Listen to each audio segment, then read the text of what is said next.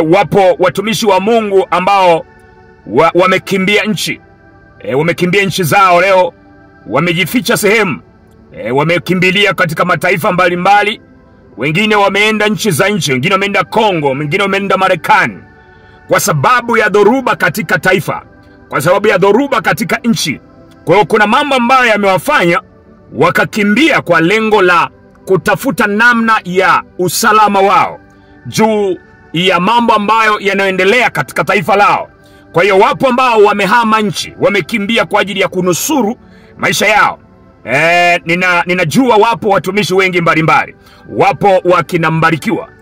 Mbarikiwa Mwakipesile naye anaonekana kwamba amefanyaje? Amekimbia mahali ambapo anapokaa, anapopatikana. Kule Mbeya hayupo. Amekimbia, ameenda mafichoni. Lakini pia tunaye mtumishi wa Mungu ambaye nampenda, rafiki yangu Kibigula. Ni mtumishi wa Mungu Kibigula nadhani, ambaye na yeye pia amekimbia taifa, kimbia nchi, amekwenda kutafuta hifadhi nyingine ili kujiponya maisha yake. Sikiliza vizuri. Lakini pia bado kunaye mtumishi wa Mungu mwingine ambaye anaitwa Abiudi. Urafiki yangu na yeye yuko Mbeya. Na yeye amekimbia taifa, amekimbia nchi, amekwenda kutafuta namna ya kuokoa maisha yake, usalama wake. Sasa hapa tuna jambo moja ambalo natamani nizungumze, ya kwamba kuna watu ambao wameona jinsi ya watu hao walivyo mtumikia Mungu kwa ujasiri. Katika nyakati zote wamekuwa nambari moja kusimama kwa kukubali jambo lolote litokee kwenye maisha yao. Lakini kwa awamu hii wameonyesha kwao kana kwamba kwa watu wenye imani iliyochanga na isiyokuwa dhabiti, isiyokuwa na ufahamu vizuri, wanahisi kuwa wamekimbia kwa uoga, wameogopa, na wakati wao ni watumishi wa Mungu wanatakiwa kukubaliana na kila kitu kinachowafuata kwenye maisha yao. Na wengine wamesema kwenye mitandao ya kijamii, hawa wameasi imani, hawa sio watumishi wa Mungu, ni watu ambao wanapiga debe tu, lakini mambo ambayo yakiwakuta hawako tayari kuyasimamia. Ni watu ambao hawana imani, misimamo yao ni ya bure, ni misimamo ambayo haina mifumo. Kwa hiyo watu wamezungumza mengi ya kwamba hawa waliokimbia wachungaji sio watu wa Mungu, ni wauni tu, sio.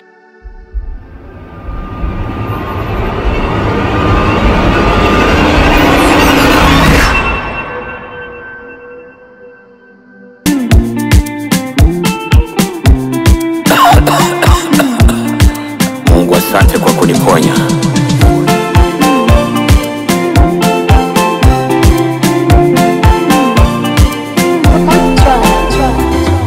Nimeona mkono wako Masia,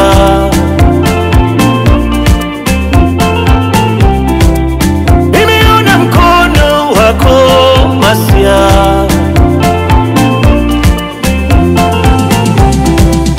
umenipigania maadui waumia, umenipa uzima na shetani analia. Umenipigania maadui waumia, umenipa uzima na shetani analia. Nilipoanguka ulininua wewe, nilipopotea ulinipata wewe, kwenye giza ulinipa nuru wewe Bwana. Na sasa nitasema Yesu ndiye Bwana. Kwenye giza ulinipa nuru wewe Bwana. Na sasa ninasema Yesu ndiye Bwana. Nasema asante Mungu wangu, nasema asante Mungu wangu, nasema asante Mungu wangu, nasema asante Mungu wangu, nasema asante Mungu wangu, nasema asante Mungu wangu, nasema asante Mungu wangu, nasema asante Mungu wangu. Bwana Yesu asifiwe sana, wana na binti za Mungu. Kwanza kabisa ninawasalimia katika jina la Yesu Kristo wa Nazareth, mahali pale ambapo mpo mnanitazama na kunifuatilia. Leo niko kwenye gari kabisa, kutokana na mazingira ambayo nilionayo. Lakini Biblia inatuambia uwe tayari kwa wakati usiokufaa na wakati unaokufaa. Na Mungu ameendelea kutupatia mambo ya kuzungumza ama kufundisha katika nyakati zote. Mungu anataka tuwe tayari pale ambapo tunaposikia msisitizo wa Roho Mtakatifu, ili kusudi kuwatia moyo wengine waliovunjika moyo na kuwatia moyo. Kwa hiyo Mungu bado ametupa nafasi katika nyakati zote, anatuamuru tuseme, hata sasa ni kari kwenye gari katika harakati za mapambano ya afya yangu, bado sijaimarika vizuri, lakini ninamshukuru Mungu na uwezo wa kusimama na kuendelea kuzungumza hata kama wakati ambapo sijarejea rasmi katika utume. Kwa hiyo ninamshukuru Mungu sana kwa neema yake ambayo amezidi kuniachilia. Japokuwa bado hali yangu haijakaa vizuri, ninapambana. Mimi ndio naelewa napambana. Lakini namshukuru Mungu kwa hali nilionayo. Mwenyezi Mungu ahimidiwe sana. Ninamshukuru Mungu kwa hatua hii niliyoifikia mpaka naweza kusema hivi. Lakini kabla ya yote, leo nina jambo moja ambalo nataka nilizungumze kwa haraka. Kwa njia hii, funika macho yako tupate kuomba. Ninakushukuru Mfalme kwa neema ulionipa mimi na mtazamaji na watu wote. Asante kwa kila jambo linaloendelea kwenye maisha yangu. Asante kwa kila mtu ambaye amekuwa kwenye maisha yangu. Asante kwa kila namna ambayo Bwana umeiruhusu iendelee kujizilisha juu ya maisha yangu. Asante Mungu kwa kuzidi kunipa nafasi, kunipa moyo, ujasiri wa kusimama katikati ya dhoruba. Ninapoendelea kukuwakilisha ningali bado niko katika ulimwengu huu. Nitumie kama chombo chako. Na sasa ninaposema na watu wako waliovunjika moyo, nitumie kama chombo sasa kuwaelewesha wakasimame na kuendelea na safari. Katika jina la Yesu Kristo wa Nazareth. Amen. Rafiki yangu, mahali ambapo ulipo unaponitazama, ninatamani nizungumze na wewe juu ya wapo watumishi wa Mungu ambao wamekimbia nchi. Wamekimbia nchi zao leo, wamejificha sehemu. Wamekimbilia katika mataifa mbalimbali. Wengine wameenda nchi za nje, wengine wameenda Kongo, wengine wameenda Marekani. Kwa sababu ya dhoruba katika taifa, kwa sababu ya dhoruba katika nchi. Kwa hiyo kuna mambo ambayo yamewafanya wakakimbia kwa lengo la kutafuta namna ya usalama wao juu ya mambo ambayo yanaendelea katika taifa lao. Kwa hiyo wapo ambao wamehama nchi, wamekimbia kwa ajili ya kunusuru maisha yao. Ninajua wapo watumishi wengi mbalimbali. Wapo wakina Mbarikiwa. Mbarikiwa Mwakipesile, naye anaonekana kwamba amefanyaje? Amekimbia mahali ambapo anapopatikana. Kule Mbeya hayupo. Amekimbia, ameenda mafichoni. Lakini pia tunaye mtumishi wa Mungu ambaye nampenda, rafiki yangu Kibigula. Ni mtumishi wa Mungu Kibigula nadhani, ambaye na yeye pia amekimbia taifa, kimbia nchi, amekwenda kutafuta hifadhi nyingine ili kujiponya maisha yake. Sikiliza vizuri. Lakini pia bado kunaye mtumishi wa Mungu mwingine ambaye anaitwa Abiudi. Urafiki yangu na yeye yuko Mbeya, na yeye amekimbia taifa, amekimbia nchi, amekwenda kutafuta namna ya kuokoa maisha yake, usalama wake. Sasa hapa tuna jambo moja ambalo natamani nizungumze, ya kwamba kuna watu ambao wameona jinsi ya watu hao walivyo mtumikia Mungu kwa ujasiri. Katika nyakati zote wamekuwa nambari moja kusimama kwa kukubali jambo lolote litokee kwenye maisha yao. Lakini kwa awamu hii wameonyesha kwao kana kwamba kwa watu wenye imani iliyochanga na isiyokuwa dhabiti, isiyokuwa na ufahamu vizuri, wanahisi kuwa wamekimbia kwa uoga, wameogopa. Na wakati wao ni watumishi wa Mungu, wanatakiwa kukubaliana na kila kitu kinachowafuata kwenye maisha yao. Na wengine wamesema kwenye mitandao ya kijamii, hawa wameasi imani, hawa sio watumishi wa Mungu, ni watu ambao wanapiga debe tu, lakini mambo ambayo yakiwakuta hawako tayari kuyasimamia. Ni watu ambao hawana imani, misimamo yao ni ya bure, ni misimamo ambayo haina mifumo. Kwa hiyo watu wamezungumza mengi ya kwamba hawa waliokimbia wachungaji sio watu wa Mungu, ni wauni tu, sio watumishi wa Mungu.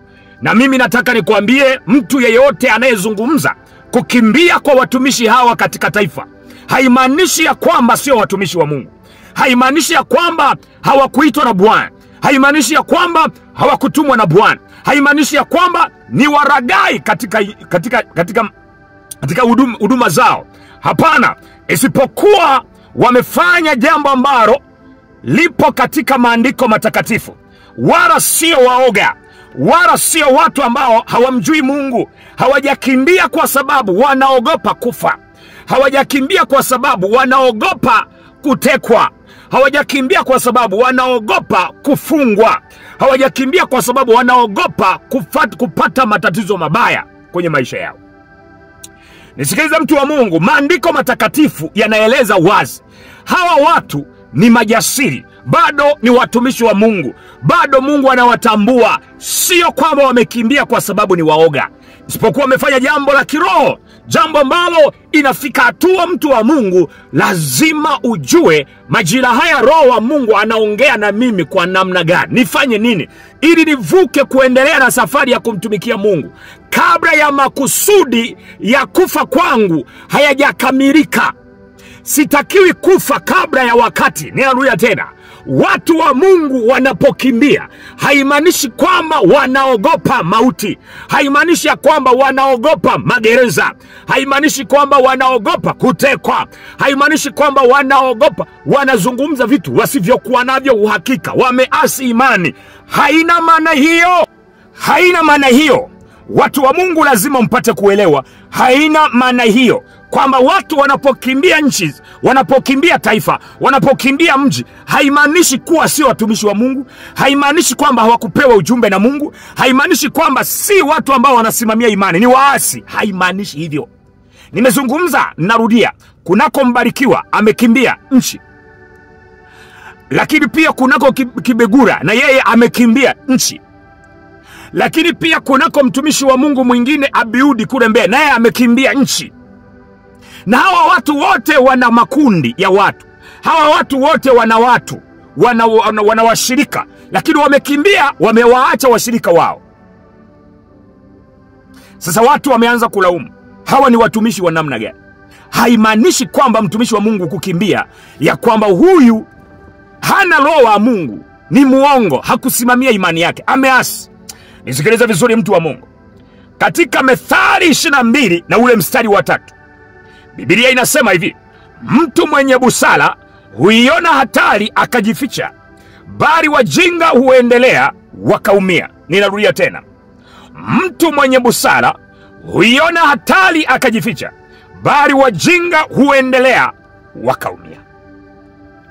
Kwa hiyo kumbe watu wa Mungu hawa ni watu ambao wanapoiona hatari na kusudi la kuendelea hapa duniani kumhubiri Kristo, la kufa kwao halijafika. Bado kazi ya Mungu inahitajika kwao.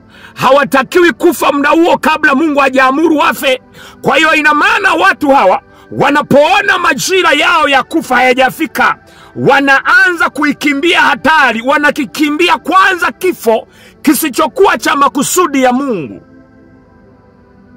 Kwa hiyo wanakikimbia kifo, wanaikimbia hatari mapema. Ndio maana neno la Mungu linasema mtu mwenye busara huiona hatari. Mtu yeyote wa Mungu huiona hatari mbele kabla haijamfikia. Haimaanishi kwamba unapokuwa mtu wa Mungu ukikimbilie kifo.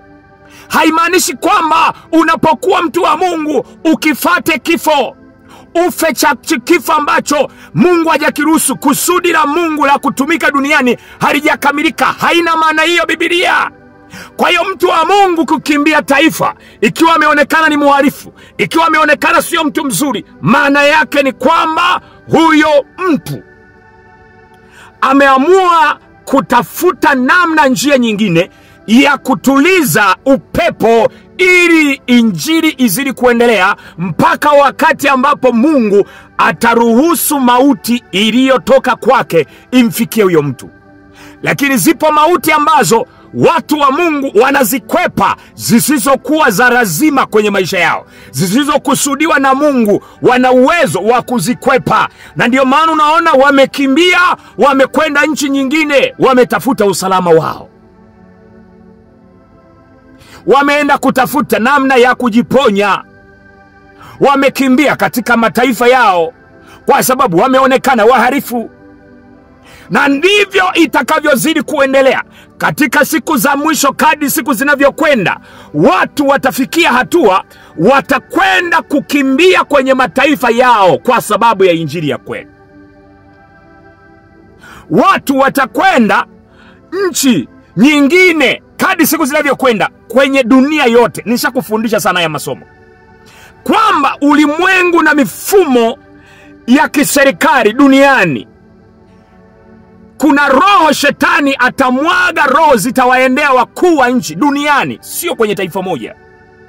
Hivi vitu vyote vinaenda kutokea kwa mataifa. Roho ya unabii nazungumza inaenda kutokea kwa watu, kwa mataifa yote, kwa wakuu wa nchi wa mataifa duniani.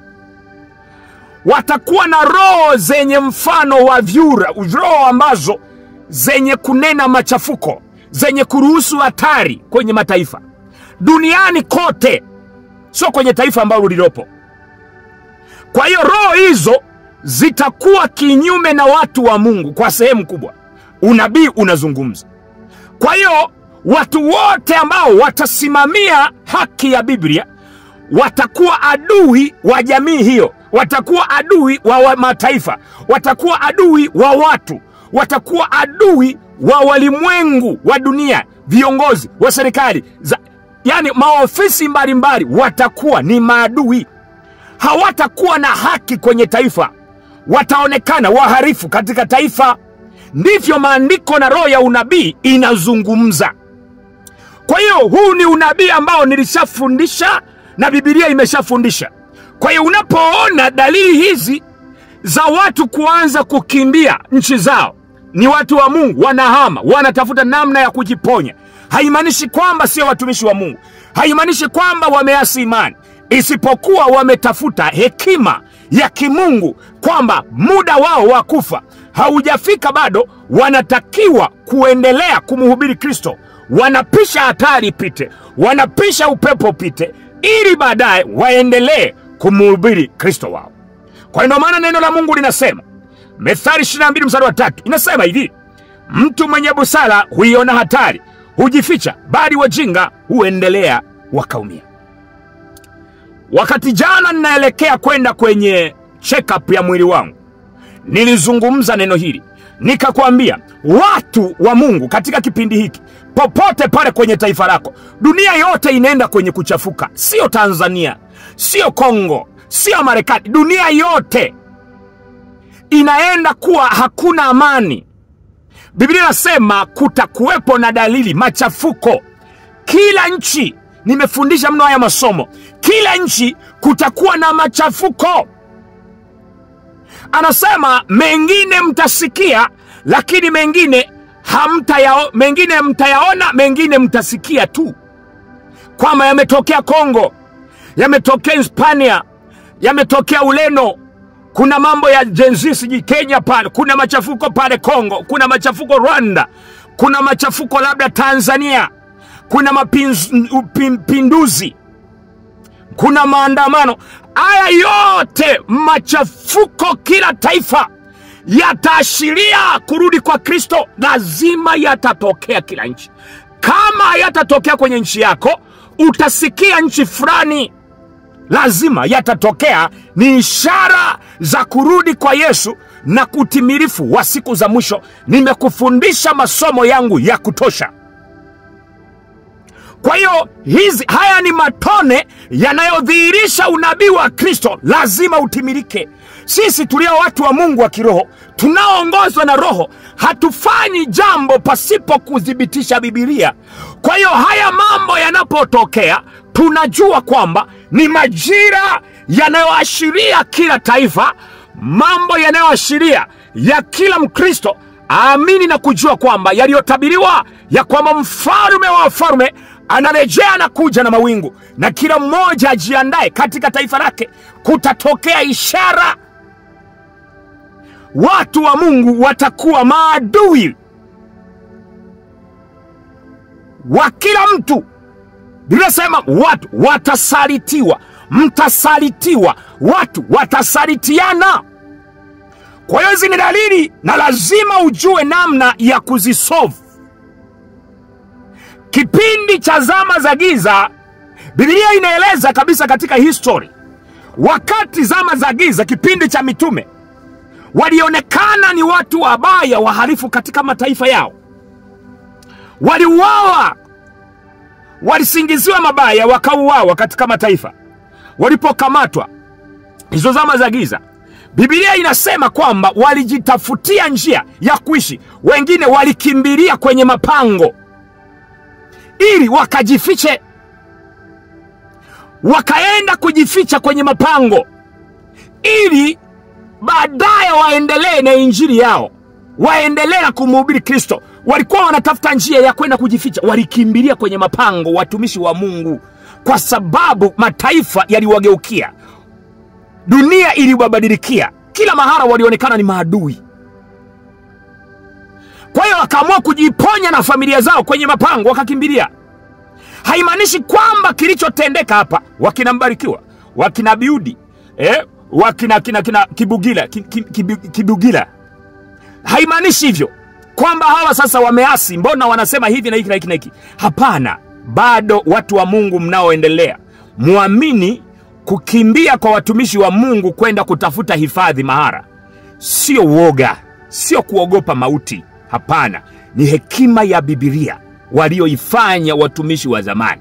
Ndivyo ilivyofanyika hata zamani katika zama za giza, zama za mateso ya kanisa. Kwa hiyo hawa bado msije mkachukulia hawa ni wachungaji wa mshahara, hawa ni wachonganishi tu, hawa ni watu fulani, mkaanza kuwakimbia, mkaasi. Msisahau unabii unavyotabiri. Na ndiyo maana mimi nataka niwaambie kitu kimoja. Mimi sio adui wa mtu yeyote. Mimi sio adui wa mtu yeyote, isipokuwa ninajua kila jambo linalotendeka ni lazima litukie kwa mwongozo wa Biblia. Kila jambo litakalotokea kwenye maisha yetu, kila jambo linalotokea, tukio lolote linalohusiana na maisha yetu ya safari ya kiroho, usitikiswe. Tambua kuna majira yalitabiriwa kwenye maandiko matakatifu. Usianze kutumia akili zako, kwa nini limetokea hili? Limetokea kwa makusudi ili maandiko na unabii utimilike. Na hizi ni ishara kila taifa. Pale ambapo ulikuwa unasikia kuna amani, taifa la Tanzania tulikuwa tunajua kuna amani, lakini leo kuna watu wanakimbia nchi zao.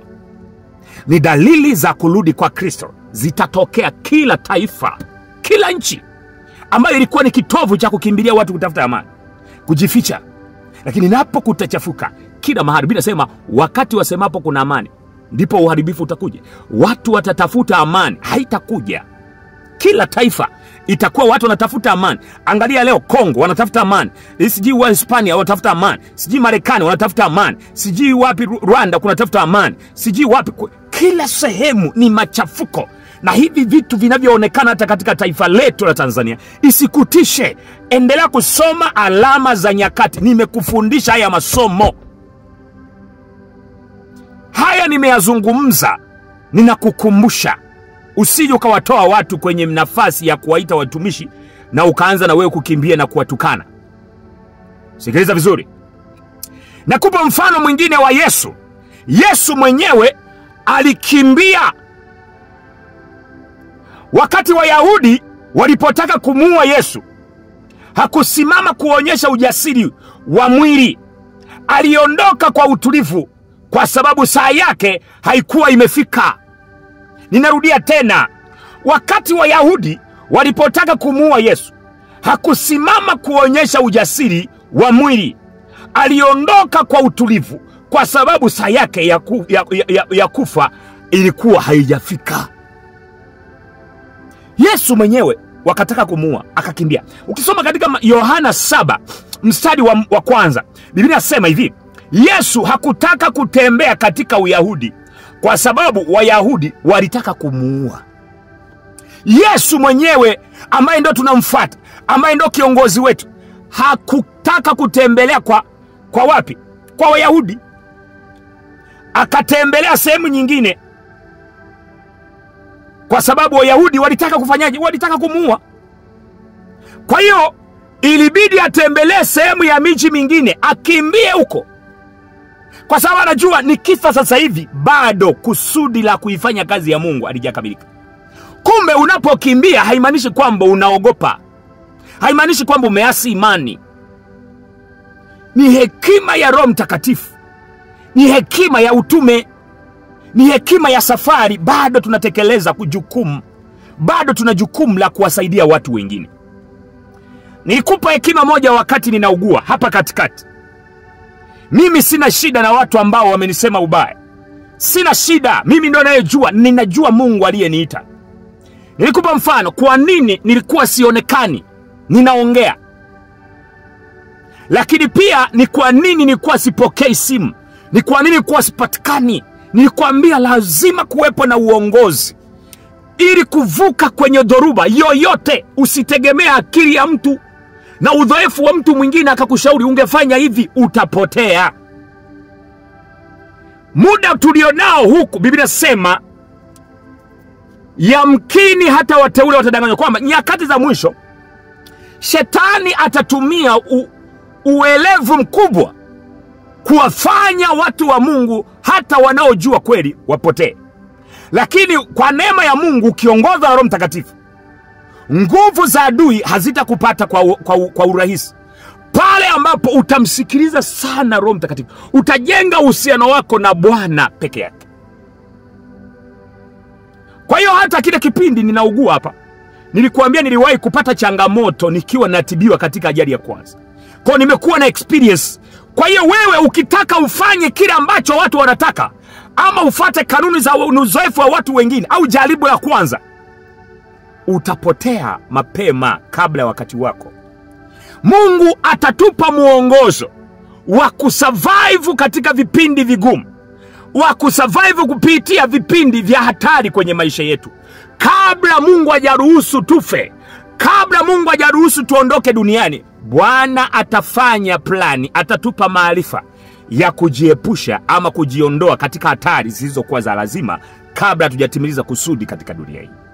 Kwa hiyo Yesu mwenyewe alikimbia. Yesu hakukimbia kwa uoga, bali alijua mpango wa Mungu. Kuna wakati kujionyesha na kuna wakati wa kujificha.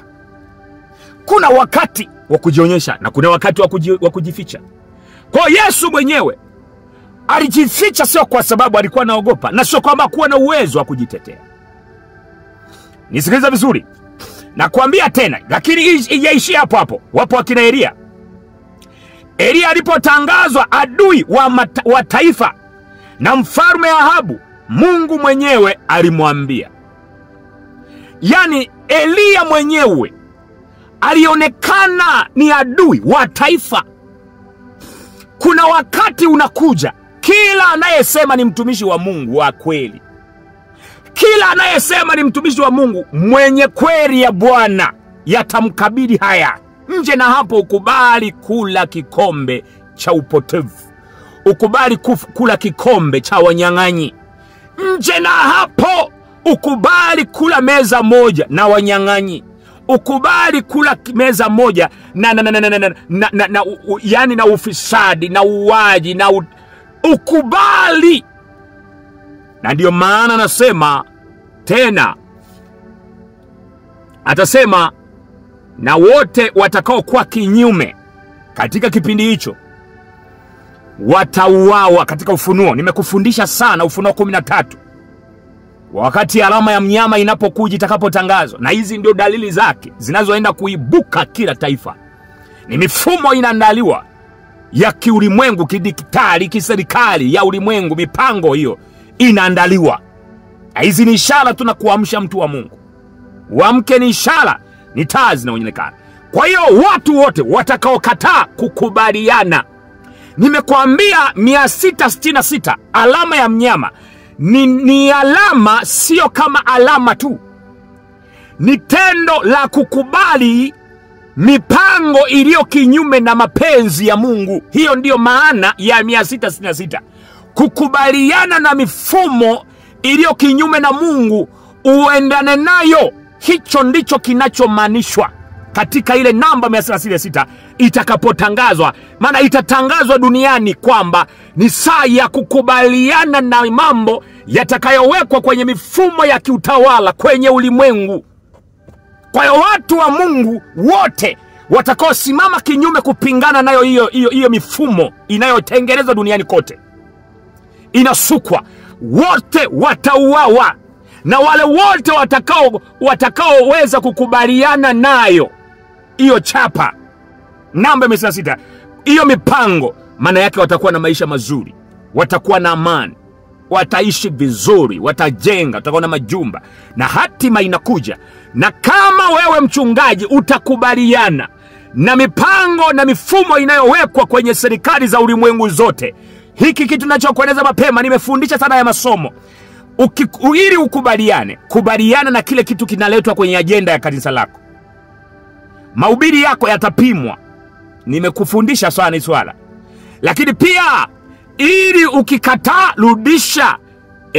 rudisha cheti ama kibali cha kuongoza kanisa, wewe sio mchungaji tena. Maana kuna hubiri kinyume, mifumo itawekwa kila kanisa, kila mchungaji, ili uendeshe kanisa lako. Hubiri kile kinachokusudiwa kwenye ulimwengu, usihubiri nje na kile kinachokusudiwa. Ndicho kinachoenda kutokea, na hizi ni ishara tu, hizi ni dalili tu. Yeyote atakaye kuwa kinyume kwenye taifa hilo, taifa lolote aliye kinyume atapingana na hiki kitu. Aidha aachilie cheti cha kuongoza kanisa, cheti cha kuwa mchungaji, kibali cha kanisa, kwa sababu zinatolewa na serikali. Watanyima wote, makanisa yatafungwa, watu watanyang'anywa makanisa na kibali cha kuongoza makanisa. Ndivyo Biblia inavyoeleza, na hizi ni ishara kila taifa. Nisikiliza vizuri. Katika kitabu cha Wafalme wa kwanza 17 mstari wa 17, Wafalme wa kwanza 17 mstari wa 2 mpaka 3, neno la Mungu linasema hivi: neno la Bwana likamjia likisema, ondoka hapa, elekea mashariki, ujifiche karibu na kijito Kerith. Anayeambiwa hapo ni Elia. Kwa hiyo anayeambiwa akimbie, atoke kwenye taifa hilo, maana ameonekana ni adui wa taifa. Imetangazwa, imejulikana, anatafuta kuuawa popote atakapopita. Picha zinabandikwa, mtu utakayemwona huyu kuna pesa taslimu utalipwa. Elia akaambiwa na Mungu mwenyewe, kimbia. Kwa hiyo kukimbia sio woga, ni mbinu ya utume na hekima kabla Mungu hajakamilisha kusudi kwenye maisha yako. Sikiliza vizuri. Kujificha kwa Elia kulikuwa ni sehemu ya mpango wa Mungu wa kumuhifadhi. Kuna wakati Mungu anakuambia ondoka hapa, si kwa woga, bali kwa kudumisha utume wako. Ndio. Lakini pia naomba nikuambie jambo la Yusufu na Mariamu ambaye aliyemzaa Yesu. Wakati Herode alitaka kumuua mtoto Yesu, malaika alimwambia Yusufu katika Mathayo 2 mstari wa 13. Naomba nikusomee pia hapo. Ondoka umchukue mtoto na mama yake, ukimbilie Misri, ukae huko mpaka nitakapokuambia. Yusufu na Mariamu. Herode anataka kumuua Yesu, mfalme, raisi katika taifa, ambaye ni Herode, anataka kumuua Yesu. Mungu akawa ameshagundua, anamwambia nani? Yusufu na mke wake, mchukue, kimbilieni Misri. Kanisa lilikimbilia Misri. Ndio katika Ufunuo 12 ukisoma pale utaona hizi habari. Sikiliza, hata mwana wa Mungu Yesu alifichwa kwa muda, kwa hekima kama Mungu alihifadhi mwana wake, nawe anaweza kukuficha ili utume wako uishi. Ikiwa Mungu alimficha mwanae ambaye ndio Yesu Kristo, na wewe anaruhusu unapoiona hatari ambayo unaweza kuikwepa, haimaanishi ukifate kifo. Wakati unaweza kukikimbia kifo kabla hakijafika kilicho cha Mungu, maana yake unaruhusiwa kukimbia. Kukimbia ni moja ya utume, moja ya hekima za kimungu. Lakini pia Paulo alijificha Na yeye alijificha, sio kwamba alizamiria kujificha, alijificha kwa muda. Paulo alihubiri kwa ujasiri, lakini alipotishiwa maisha yake, wanafunzi walimshusha kwa kamba usiku, akatoroka. Katika Matendo 9:25, wanafunzi wake wakamshusha usiku kwa kutaka kwa ukuta katika kikapu. Kwa hiyo usiwaangalie watu watakao kimbia. Na hata wewe mtumishi wa Mungu utakimbia tu.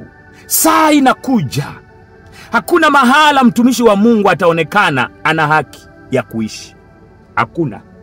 Hakuna taifa lolote duniani. Nimekufundisha huu mfumo unakuja, uko umeandaliwa katika ajenda 17 za umoja wa makanisa, umoja wa mataifa, ambazo zinaenda katika umoja wa makanisa ulimwenguni. Umoja wa makanisa ulimwenguni unaongozwa na mifumo ya kiongozi ama katibu ama katibu au kiongozi wa umoja wa makanisa wa mataifa ulimwenguni. Nilishakufundisha hiyo masomo. Kwa kuna ajenda zinaujia ulimwengu. Wakati mwingine kutoloka ni kuhifadhi baraka za kesho. Kifo kisichokuwa na muda wake kinaweza kuua injili ambayo bado haijakamilisha. Kuna kifo ambacho bado hakijakamilika. Kukimbia sio kukosa imani. Mtu wa Mungu, nataka nikwambie, wengine watasema mtumishi fulani kaogopa, kakimbia, lakini kiroho aliyejaa hekima huona hatari kabla haijamfika. Kukimbia kwa muda si kushindwa, ni kupanga uamsho wa kesho. Ndivyo watumishi wa Mungu walivyofanya. Katika Isaya 26:20, Biblia inasema, enyi watu wangu, nendeni ndani ya nyumba yenu, fungeni milango yenu, ujifiche kitambo kidogo mpaka ghadhabu ipite. Jana nilizungumza nikakwambia hivi, usiwe mtu wa kuongea. Ongozwa na Roho Mtakatifu kwenye kila kitu unachokifanya. Muda wa kukisubiri kifo, Roho atakuongoza. Muda wa kukimbia, Roho atakuongoza. Jana nilikwambia, kama Bwana hajakupa ruhusa ya kuongea na serikali yako, nyamaza. Funga kinywa chako, subiri muda wa Mungu. Usifanye jambo lililo kinyume Mungu hajakwambia. Soma mazingira, soma sauti ya Mungu. Usifungue kinywa chako wakati Mungu hajakwambia ufungue. Uelewa lazima uwepo, usife kifo chako. Kuna watu wanaangamia kwa kukosa haya maarifa. Watu wa Mungu lazima mpate kuelewa, kukimbia sio sehemu ya uoga. Kwa hiyo ninawatia moyo, haya yote yanayoendelea ni kwamba lazima turudi kwenye imani yetu, tujue mwelekeo wa kanisa, mwelekeo wa watumishi wa Mungu wote wanaosimamia kweli, wanaosimamia injili ya kweli ya Bwana. Watakutana na majanga haya, watapelekwa magerezani. Biblia inasema mtapelekwa magerezani. Muda unafika, sio hivi mnavyoona kwenye mataifa. Itakuwa watu watapelekwa mabarazani, watauawa hadharani mbele ya halaiki. Watapelekwa kwa wakuu, watachinjwa hadharani, sio mafichoni tena. Unajua, ngoja niwaambie kitu kimoja. Nimeyafundisha haya masomo, watu wanadhani kwamba tutakuwa mbinguni. Haya masomo, utimilifu wa mateso ya kanisa, asikudanganye mtu kwamba mtakuwa mbinguni. Yanatokea kwa macho yako. Na hizi ndizo dalili. Na watu watakamatwa makanisani, watapelekwa halaiki, watachinjwa mbele ya wakuu. Ndio neno nasema, watakapowakamata msihoji kuwajibu. Bwana atawakumbusha namna mtakavyoweza kujibu huko. Saa inakuja, kila atakayesimamia kweli hatakuwa rafiki wa dunia hii, hatakuwa rafiki wa mataifa, hatakuwa rafiki wa watu ulionao. Utaonekana ni watofauti, na muda utafika hautakuwa na cha kwako kwenye taifa lolote. Hautakuwa na ofisi yako hata kama ni ardhi yako. Hautakuwa na nyumba yako hata kama umeijenga mwenyewe. Hautakuwa na gari lako hata kama umelinunua mwenyewe. Hautakuwa na mtoto wako hata kama umemzaa mwenyewe. Hautakuwa na himaya ya mke wako hata kama umemuoa mwenyewe kwa mali yako. Vitu vyote vitamilikiwa na utawala unaokuja kutengenezwa kidunia. Na ndipo watu wote wa Mungu watakaokataa kwenda katika hii mifumo watanyang'anywa umiliki, hawatakuwa na haki, wataonekana ni wahalifu. Na ndiyo tunakoelekea. Watu wa Mungu, nimetaka niwatie moyo wale walioona kina Biudi wamekimbia, kina Kibigula,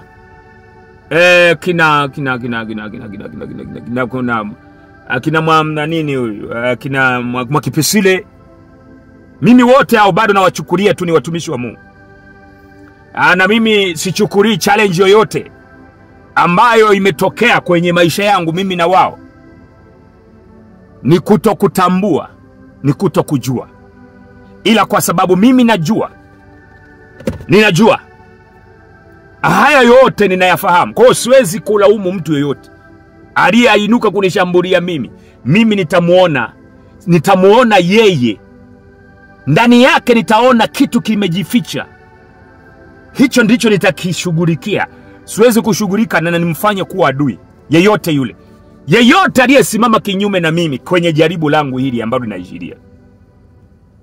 Ninaamini wote hawa hata kama wamepata hizi changamoto ni watumishi wa Bwana. Na walioyafanya haimaanishi kwamba wameasi imani. Haimaanishi kwamba wamefanya jambo hawalijui. Wanalijua. Na ndio maana Bwana ameniambia kwenye haya majira amenipa jukumu jipya la kuanza kuhubiri kama naanza upya. Ninajiandaa kurudi kukufundisha kwa upana ili usiteteleke katika majira haya tunayoendelea. Saa imeshatabiriwa. Kila kitu kiko wazi. Watumishi wote wa kweli hawatakuwa marafiki wa ulimwengu. Hata hawatakuwa marafiki wa dunia hii. Hata wafanye nini? Labda wasujudie ile mifumo itakayokuja na inayokuja. Sasa chukua jukumu la kuendelea kusoma sana neno la Mungu. Chukua jukumu la kuwaombea kila aina ya watumishi ambao unajua unaongozwa na Roho wa Mungu ni watumishi wa Mungu. Usipeperushwe na upepo. Na upepo unaokuja ni mkali mno. Unakuhamisha hata kuamini katika watu ambao unaamini. Lakini kwa sababu wale watu ambao watakuwa naongozwa na Roho wa Mungu watasimamia kwenye ile misingi, wataangalia neno la Mungu linasema nini. Neno la Mungu litakuwa dira la kuwapima watu wa Mungu, na Roho wa Mungu atawaongoza. Endelea kuombea watu. Ombea kila mtumishi wa Mungu anayepitia dhoruba. Lakini kingine, tahadhari, nimekuambia jana, kuna dhoruba za kujitakia. Bwana hajakuita, umeitika, umekwenda shambani. Hujapewa ujumbe wa kwenda kuhubiri au kusema, umeenda kusema. Na nimewaambia kunyamaza hapa wa Tanzania na watu wote kwamba msishambuliane na serikali. Kama Bwana hajakupa kitu cha kusema, utakuwa kosea, utakuwa unafanya jambo kinyume. Nazungumza watumishi wa Mungu, msife vifo sio vya kwenu. Kama Bwana hajawapa kitu cha kusema katika serikali hii, katika utawala huu, nyamaza kimya paka Mungu akusemeshe. Unaposema haujapewa na Mungu namna ya kusema, utasema, utakuwa unafanya kazi yenye utukufu wako. Bwana atakuachilia, utauawa, kifo sio cha kwako. Na kuna wengine watakimbia, wakizania wanakimbia, watauawa tu kwa sababu Mungu hatakuwa na wewe, utakufa. Kwa sababu unajikuta unaongea si Bwana amekwambia uongee. Umeongea kwa kutafuta viewers na utukufu wako.